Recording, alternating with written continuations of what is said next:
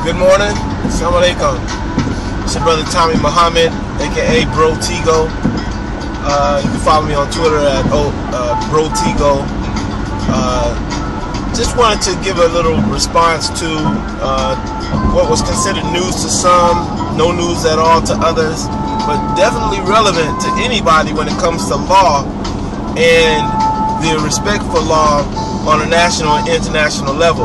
And that is my response to the UN General Assembly acknowledging or accepting or upgrading the status of the state of Palestine to a recognized non-member state.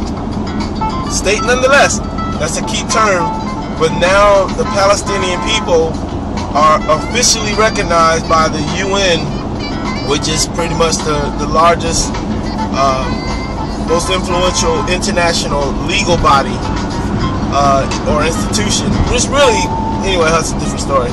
But I'm about to get off into the legitimacy of the UN, and it's questionable since it doesn't really operate as it's stated that it would be. But anyway, the United Nations General Assembly, I give applause to all the countries in the world that are member states who voted to acknowledge the Palestinian people as a state, yet a non-member state, from the status of observer. You know, and to me, that's really disrespectful to even look at a people who are in their own homeland, who is simply asking for the dignity to be recognized as an equal to another people. That's all they're asking when they're saying we want statehood. They're just simply saying we just want to be recognized as an independent people, as you want us to recognize you as an independent people. Because I think if you can't recognize a group of people as another group of people, then as an equal, then there's no point in having a United Nations. You know, because if I don't have to recognize you, then what laws do I have to respect?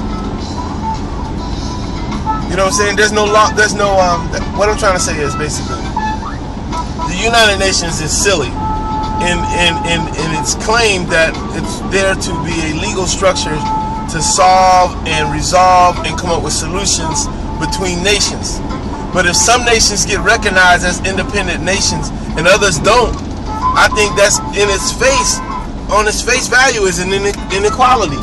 That's on its face value, that's inequality. That somebody is a non-member, you can just observe, and another person is a member and you get to vote. And then beyond that, you have the Security Council, who can not only decide who can be a member and be recognized as somebody to be as an equal or a member state, but the Security Council can outright veto and disregard that you even exist as a state or a body or entity. And I think that's ridiculous, you know. And I'm disgusted with President Obama, who went into office under the platform of change and being equitable and fair dealing, yet the whole world has supported Palestine effort to become a state and be recognized as a state, because they legitimately should be, except for the United States and all its cronies and Great Britain, who are also all slaves to Israel. But really, Israel was formed by the United States and Great Britain, so there's not really much distinction. So, but it's very disgusting to claim equality and justice, yet you don't even want to acknowledge the basic principle of recognizing another person as an equal. It's a supremacy ideology the Security Council holds above the whole world. And within the Security Council, you have America and Great Britain and Israel calling all the shots in determining who's a human being or who is a nation, who is a legitimate voice in the world. And that, to me, is on its face is foul. So my thing is, why does any country follow the United Nations resolutions? Why should anyone even recognize the United Nations as an official body if America, Israel, and other countries get to just violate its resolutions and its laws or get to choose who should be recognized as a group or a state or not. That to me is just it's a mockery of justice.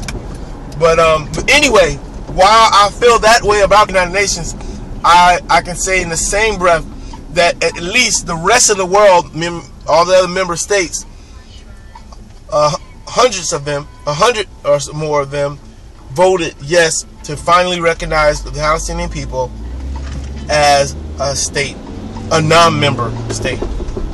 So this now gives them, within the United Nations and all the people who are part of that legal body, an opportunity to finally press charges against an open aggression, an open occupation that Israel constantly does to the Palestinian people and other surrounding Arab neighboring countries.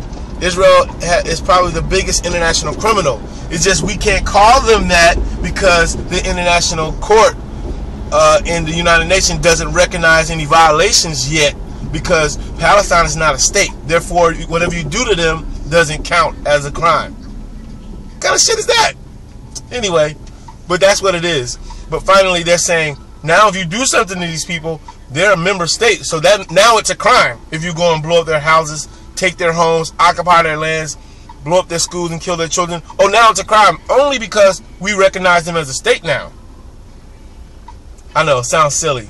And it sounds like I'm making it up. But for those of you who are not familiar with international politics and the law as it stands right now in the international body, this is exactly what it is. I know it sounds ridiculous, but may Allah bless us all to eventually get to a state of peace, which doesn't seem like it's going to be anytime soon. But I'm optimistic. Assalamu alaikum wa rahmatullahi wa barakatuh. Peace.